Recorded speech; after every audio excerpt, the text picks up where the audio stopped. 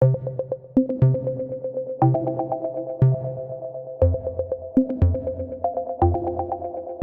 everybody, Hemang here with today's Water 101 by 3M. Today we're answering one of the most important questions of all time.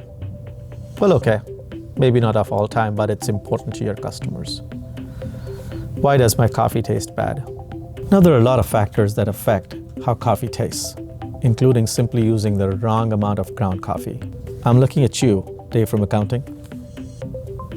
But today we're focusing on why your coffee tastes bad when you've got the right process for cupping and brewing, and you've got the right coffee beans.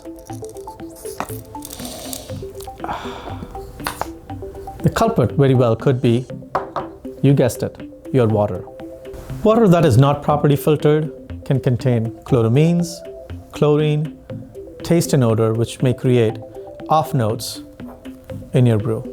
Now, since scaling of coffee equipment is a big service issue, you might think that something like a water softener might help, but that's contradictory to the standard that the Specialty Coffee Association has set forth for the brewing water. Per the standard, the target water hardness is 4 grains per gallon, or 68 parts per million. That's not softened water. Similarly, the target for TDS, or total dissolved solids, is 150 parts per million. Of course, reducing the hardness and TDS down to 0 may be helpful to reduce scale buildup in your coffee machine, but it may not be ideal for superior extraction of coffee solids.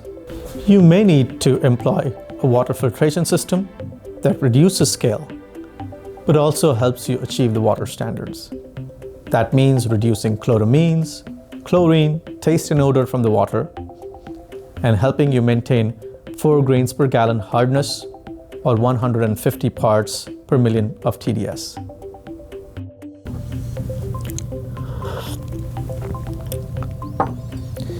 If you're experiencing a case of bitter brews due to your water, contact a 3M water filtration representative or visit 3mfoodservice.com to help turn bitter into better.